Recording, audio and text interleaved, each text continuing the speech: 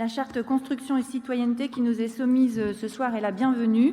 Elle permet de combler un déficit de dialogue autour des projets de construction qui s'opèrent dans notre ville en secteur diffus. Sur le papier, les intentions de cette charte sont vertueuses. On espère qu'elle mettra un terme à la brutalité actuelle dont témoignent de nombreux habitants dans notre ville qui se constituent en collectif.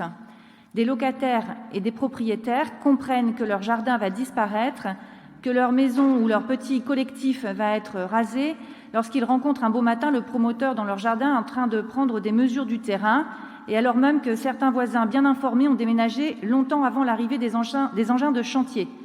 Souhaitons donc que cette ère-là soit définitivement derrière nous. La charte construction et citoyenneté appelle néanmoins 3 remarques. Premier point, elle ne s'applique pas aux ZAC. Pourtant, de nombreux projets parmi ceux qui soulèvent des interrogations et des mouvements de rejet de la part des riverains sont menés dans les périmètres de ZAC sur le territoire communal. Certes, le dossier de création de toute ZAC impose de mener une concertation préalable avec les riverains et les usagers. Il y en a donc eu lors du lancement de ces ZAC. Cependant, beaucoup d'entre elles ont des durées de réalisation très longues, de 8 à 10 ans. Je pense aux ZAC Alphonse Guérin ou Maurepas-Gailleul. Beaucoup de riverains n'habitaient pas là au moment de ces concertations.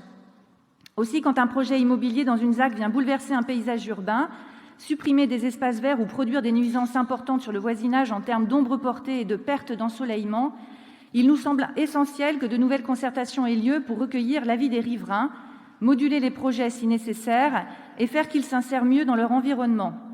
La charte que vous nous proposez n'offre pas cette opportunité, nous le regrettons. Deuxième point, rappelons que malgré cette charte, les promoteurs ont tous les droits et le dernier mot du moment qu'ils respectent le PLUI voté en décembre 2019 à Rennes Métropole. Si la concertation existe, elle se fera à la marge. Attention donc à ne pas tromper les habitants sur le pouvoir que cette charte va leur accorder. Ne laissons pas s'installer de confusion dans les esprits entre information, consultation et co-construction. Ces catégories ne sont pas que sémantiques, elles nomment des réalités de collaboration différentes sur lesquelles il faut faire de la pédagogie pour ne tromper personne. Au passage d'ailleurs, cette charte sera-t-elle opposable? Troisième point, cette charte a pour ambition d'apporter plus de transparence et de dialogue entre les habitants et les promoteurs immobiliers. Elle ne dit rien, en revanche, de la transparence et de la proximité attendue des élus. Les collectifs de riverains qui vous interpellent ne sont pas tous opposés à la densification.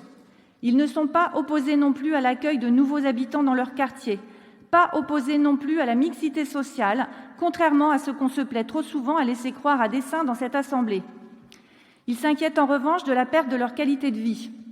Dans certains quartiers, la densification se fait à marche forcée, au détriment des espaces verts et sans accompagnement de la mairie sur les équipements publics qui vieillissent ou s'avèrent sous-dimensionnés. Dans ces quartiers où poussent les immeubles de 6, 8 étages ou plus, il faudrait plus d'équipements sportifs et culturels, davantage de places de garde d'enfants, plus de commerces de proximité, une augmentation des cadences de bus. Et par-dessus tout, davantage de proximité de la part des élus en charge des dossiers, avec de vraies instances identifiables par les citoyens, afin d'établir un dialogue serein. Le maintien d'une citoyenneté constructive ne saurait en faire l'économie. Pour ces 3 raisons, nous nous abstiendrons sur cette délibération.